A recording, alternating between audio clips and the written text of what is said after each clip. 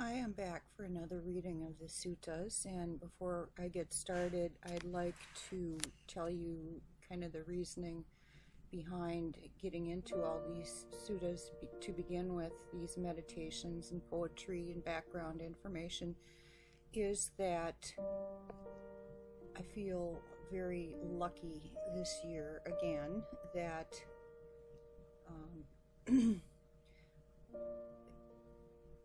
there will be a World Healing Day taking place online throughout the world. Millions and millions of people will be meditating, praying, practicing Qigong, yoga, Tai Chi, sending out healing energy for the planet, for people on April 30th. And as it happens, this is my birthday, and I'm planning on meditating all day long and joining the party, of course, and I hope you do too. So I hope that you look it up and join us all on World Healing Day, and you know, stick around for these attunements so that we can get our planet back in the shape that it should be, put our intentions right, and that sort of thing. Pray for people that need healing, and I'm trying to give you some background information on how to get yourself set up with this energy that can be sent out through the universe to protect us and help us. So this is just a small part of it. Another thing that I will be doing in the coming weeks is adding some videos on things like Qigong and Tai Chi. So hopefully this, along with the meditations, and I'm trying to get to mind, body, spirit, you know, the whole shebang before April 30th. So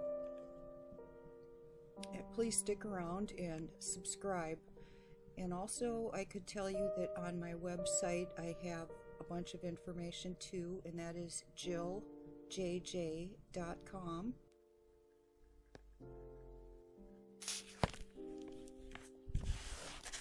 Part 3, we are on Gandhara. Gandhara. As the night was far advanced, the royal messenger allowed his horses a short rest in Vihara and set out with Charaka at an early hour following the following morning. The two travelers could not, however, make rapid progress, for the atmosphere was murky, and the fogs of the rainy season obscured the way. They passed a picket of Gandhara soldiers who were on the lookout for the hostile mountaineers. The mounted messenger showed them his passport, and the two men reached the capital only when the shades of evening were settling upon the valley. The gates were carefully guarded by armed men. The sentinel led the two horsemen to the officer at the gate, who seemed satisfied with the report that Charaka had nowhere encountered enemies. But the home news was very bad, for one of the princes had died, and Chandana, commonly called Kanishka, the third and youngest son of the king, was thought to be critically ill. The night was darker than usual, and the town made a gloomy impression. The inhabitants were restless and seemed to be prepared for dire calamity. Charaka was at once conducted to the royal palace. He passed through a line of long streets which seemed narrow and dismal.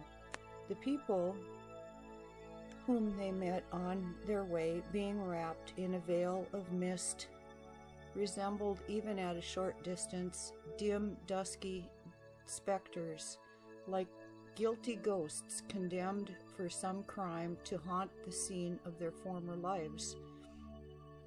At last they reached the palace, and Charaka was ushered into the dimly lighted bedroom of Prince Kanishka. Charaka stood motionless and watched the heavy breathing of the patient. Then he put his hand gently on the feverish forehead and in a low voice demanded water to cool the burning temples of the sick man. Turning to the attendants, he met the questioning eye of a tall and beautiful woman, an almost imperious figure. He knew her well. It was Princess Kamalavati, the king's daughter and younger half-sister of the prince. His condition is very bad, whispered Charaka in reply to the unuttered question that was written on her face, but not yet hopeless. Where are the nurses who assist you in ministering unto the patient? 2 female attendants appeared, and the physician withdrew with them into an adjoining room where he listened to their reports. The king and his second son have died of the same disease, and the situation is very critical, said Charaka, but we may avoid the mistakes made in the former cases and adjust the diet strictly to the condition of the patient. Charaka and Kanishka were the same age. They had for some time been educated together and were intimate friends. But when the prince joined the royal army, Charaka studied the sciences under the direction of Jivaka, the late court physician of Gandhara. Knowing how highly the latter had praised the young man of his best disciple, the prince had unbound confidence in the medical skill of his boyhood companion. He had suggested calling him when his father, the king, fell sick, but his advice had remained unheeded. And now, being himself ill, he was impatient to have the benefit of his friend's assistance. Charaka gave his instructions to the princess and the other attendants, and then sat down quietly by the bedside of the patient. When Kanishka awoke from his restless slumber, he extended his hand and tried to speak, but the physician hushed him, saying, "Keep quiet, and your life will be saved." "I will be quiet," whispered Kanishka, not without great effort, "but save my life for the sake of the country, not for my own sake." After a pause, he continued, "Tell my sister to call Mathura, our brave, faithful Mathura, to my bedside." Mathura, the scion of noble Gandhara family, had served his country on several occasions and was present at the capital. He came and waited patiently till Charaka gave him permission to see the patient. In this interview, the prince explained to Mathura the political situation since his father's death. His royal brother, now on the field against the Parthians, was at present the legitimate king. During his absence, said Kanishka, the duty devolves on me as the vicegerent of the crown to keep the mountaineers out of the kingdom, and I call upon you to serve me as chancellor in this critical situation. Raise troops to expel the marauder, but at the same time exhaust diplomatic methods by appealing to the honor and dignity of the kingdom of Magadha, of which these robber tribes are nominal subjects. Thus Mathura took charge of state affairs, and Charaka and Kamalavati united in attending to the treatment of the sick prince. They had weary nights and hours of deep despondency, when they despaired of the recovery of their beloved patient, but the crisis came and Kanishka survived it. He regained strength, first slowly, very slowly, then more rapidly, until he felt that he was past all danger. The rainy season had given the people of Gandhara a respite from suffering caused by the hostilities of their enemies. The king, Kanishka's elder brother, continued to wage war against the Parthians and concentrated his forces for striking a decisive blow. But while the best troops of the country had thus still to be employed against a formidable foe, the mountaineers renewed their raids, and the king of Magadha, too weak to interfere with his stubborn vassals, pleaded their cause, declaring that they had grievances against the kingdom of Gandhara and could therefore not be restrained. The prince accordingly declared war on the kingdom of Magadha. He raised an army, and the young men of the peasantry, who had suffered much from this state of unrest, gladly allowed themselves to be enlisted. And next is the story of King Kanishka.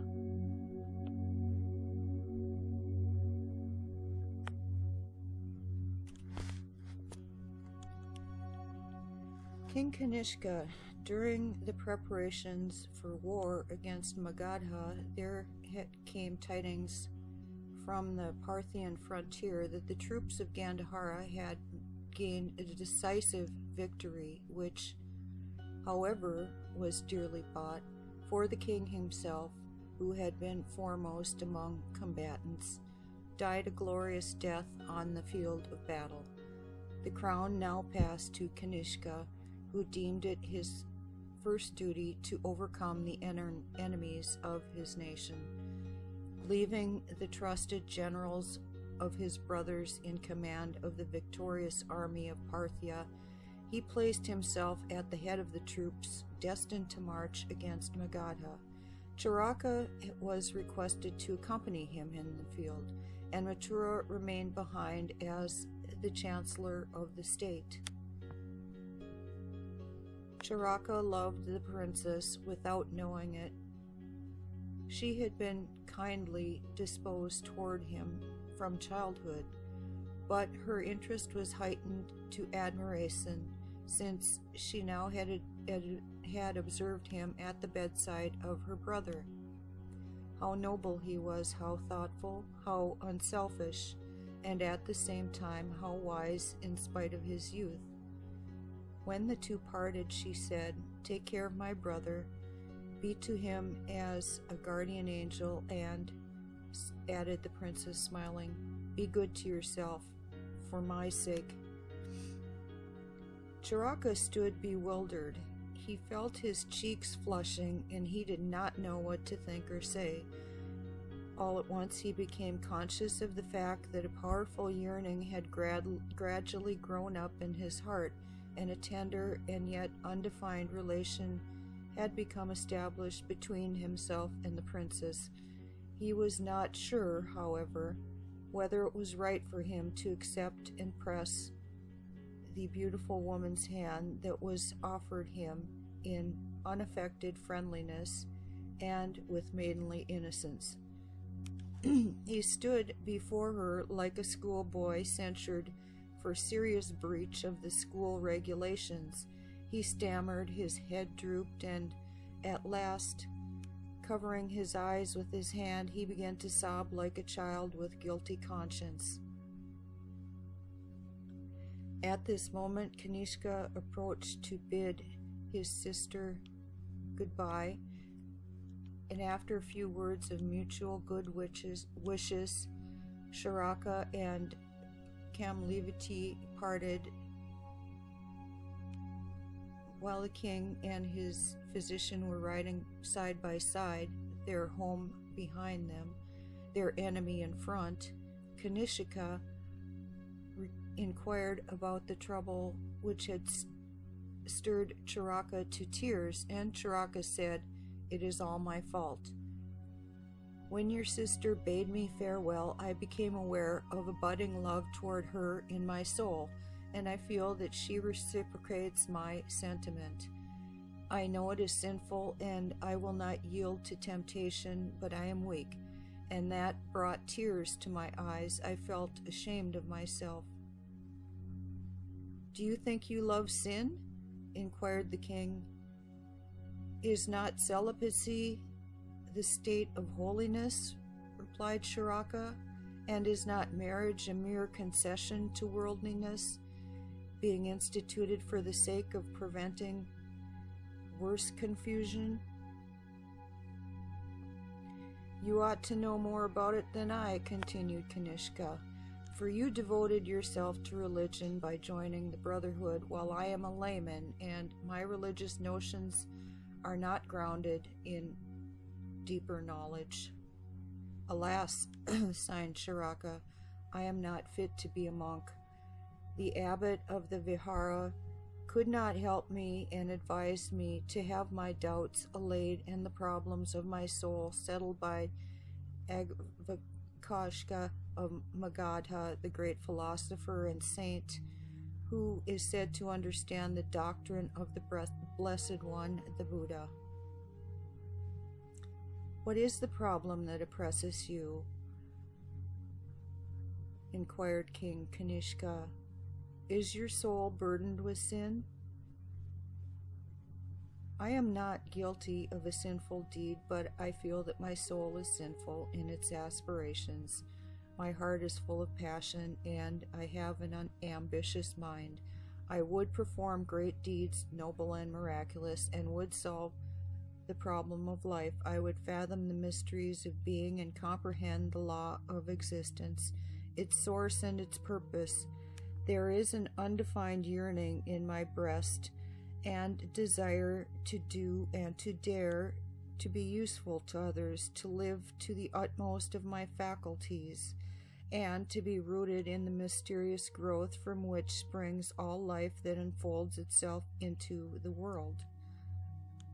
I came into being, and I shall pass out of existence. I believe that I existed before I was born, and that I shall exist after my death. But these other incarnations of mine are, after all, other than myself, other, at least, than my present existence. I understand very well that I am a reproduction of the life impulses that preceded me, and that I shall continue in subsequent reproductions of my karma. But I feel my present self to be the form of this life which will pass away, and I yearn for a union with that eternal substratum of all life which will never pass away." Kanishka said, "While I was ill, I had occasion to meditate on the problem of life and life's relation to death. Once I was dreaming, and in the dream I was not Prince Kanishka, but a king, not a king of Gandhara, but of some unknown country, and I was leading my men into battle. And it happened, as in the case of my brother, that I was victorious, and the hostile army before me turned in wild flight. But in the moment of victory, a dying enemy shot an arrow at me, which pierced my heart, and I knew my end was come. There was a pang of death, but it was not an unpleasant sensation, for my last thought was, death in battle is better than to live defeated. I awoke. A gentle perspiration covered my forehead, and I felt as though I'd passed through a crisis in which I had gained a new lease on life. My dream had been so vivid that when I spoke, I had the impression that I and all the visions that surrounded me had been annihilated. Yet, after a while, when my mind was again fully adjusted, the dream appeared empty to me, a mere phantasma and illusion.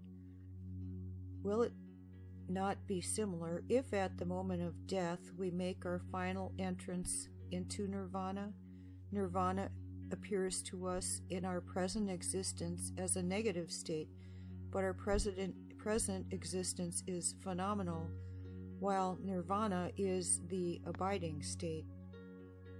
Charaka replied, I should think there is much truth in your words, but the Tathagata teaches that by attaining enlightenment we shall enter nirvana even in this present life, and if we do so, it seems to me that our main advantage lies in the comprehension of the transiency of all bodily existence and the permanence of our spiritual nature. Death has lost its terrors to him who sees the immortal state. He knows that in death he sloughs off the mortal, but here's my difficulty begins. I long for nirvana only as a means to enrich this present life. The Tathagata teaches that life is suffering, and he is right. I do not doubt it. He has further discovered the way to emancipation, which is the Eightfold Noble Path of righteousness. Now, I love life in spite of its suffering, and I am charmed with love. Love is life-giving, heart-gladdening, courage-inspiring. Oh, I love love, real worldly love. I admire heroism, the wild heroism of the battlefield. I long for wisdom, not the wisdom of monks, but the practical science which teaches us why and the wherefore of things, and imparts to us the wizard's power over nature. Now, with this I love righteousness, I feel the superiority of religious calmness and the blissfulness of nirvana. I do not cling to self, but desire to apply myself. I want a field of activity. All these conflicting thoughts produce in me a longing for a solution. There it lies before me as an ideal which I cannot grasp, and I call it God. Oh, that I could speak to Tathagata face to face, that I could go to him for enlightenment, that I could learn the truth so as to walk on the right path and find peace of soul in the tribulations of life. Since the Lord Buddha is no longer walking with us in the flesh, there is only one man in the world who can help me in my distress, and that is the great disciple of the Blessed Master, the philosopher and saint, Akvagasha of Magadha. Akvagasha of Magadha, replied the king. Very well, we are waging war with the king of Magadha. Let the prize of the combat be the possession of Akvagasha. And that ends this story. The next story will be Magadha in the next video. And so, until then, namaste. Have a really wonderful day.